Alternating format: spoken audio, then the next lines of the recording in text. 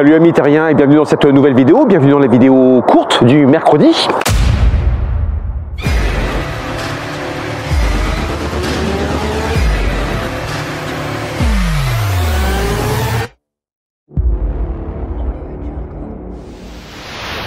Alors aujourd'hui, mercredi 7 décembre, j'aimerais te parler d'électricité.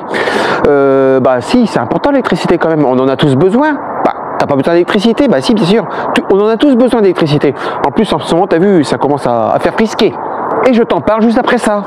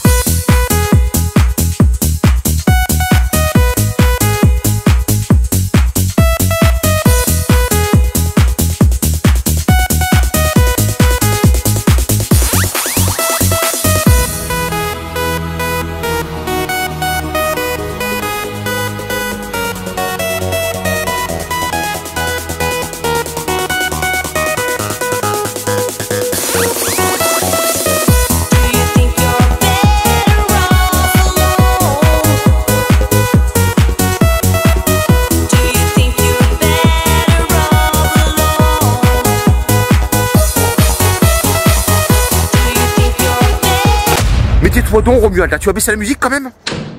Bon, l'heure est grave, amis terriens. Non, je déconne. Alors je sais pas si tu te rappelles de ça, mais il y a quelques semaines, quelques mois, le gouvernement avait mis en place une application automatique sur tous les téléphones des Français. Il s'agit en fait d'un dispositif d'information de la population en cas d'extrême urgence ou en cas d'événement grave. Donc information relayée ensuite sur les réseaux sociaux de façon automatique, c'est pareil, hein, Google, Facebook, Twitter, sur toutes les chaînes de radio, sur la RATP, sur Vinci Autoroute, sur France Télévisions, enfin partout. Et là tu te dis, c'est quand même bizarre comme initiative, hein, ça sent mauvais, ça sent pas bon. Et il y a quelque temps, par rapport à ce qui se passe, bien sûr, partout dans le monde, par rapport à la guerre en Ukraine, par rapport à pas mal de choses, j'avais annoncé sur la toile, dans mon entourage, amis, famille, etc., que de toute façon, nous ne pourrions pas éviter des coupures d'électricité cet hiver. N'importe quoi Romuald. C'est impossible. T'imagines? C'est impossible, ils peuvent pas faire ça. Ça serait l'anarchie, ça serait le chaos, quoi. T'imagines? Non, n'importe quoi.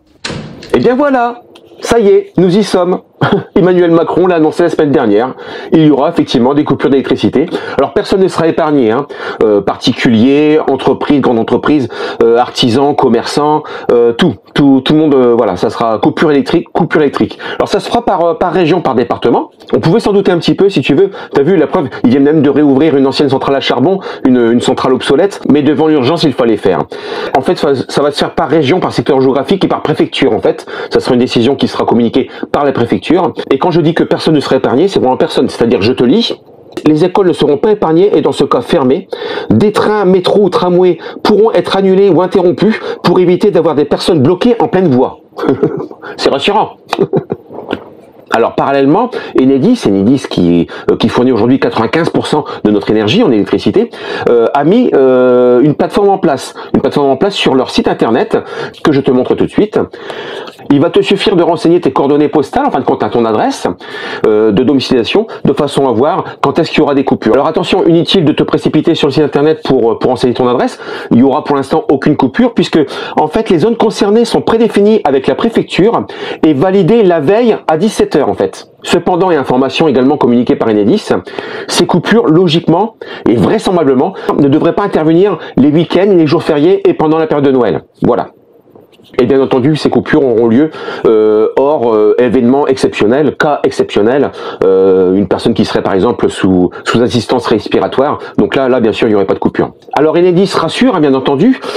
Exemple, alarme. Si vous avez une alarme sans fil, elle fonctionne sur batterie. Donc la coupure de courant n'aura aucune incidence concernant son fonctionnement. Merci beaucoup Enedis. Appareils sensibles. Dans la mesure du possible, couper l'alimentation des appareils sensibles avant le créneau qui présente un risque de coupure exceptionnelle selon les informations qui ont été communiquées par Enedis. Ok, on va attendre les informations. Batterie. Rechargez vos appareils fonctionnant avec batterie, smartphone, ordinateur portable, batterie de secours, de manière à l'utiliser pendant la période de coupure. Alors pourquoi je te parle de ça? C'est simple. Moi à la maison aujourd'hui, une coupure d'électricité, j'ai plus de wifi, J'ai plus de frigo, j'ai plus de congélateur, il n'y a plus de télé, il n'y a plus de lumière, enfin il n'y a plus rien quoi en fait. Et encore j'ai de la chance, je n'ai pas de plaque à induction.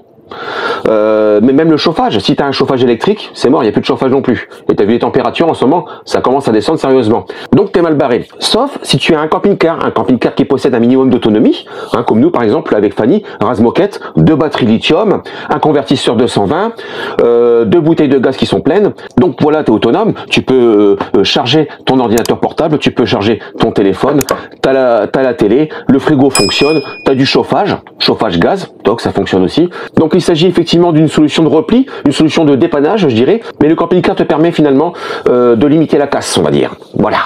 Voilà ce que je voulais voir avec toi dans cette vidéo du mercredi, Mystérien. Allez, à dimanche, ciao!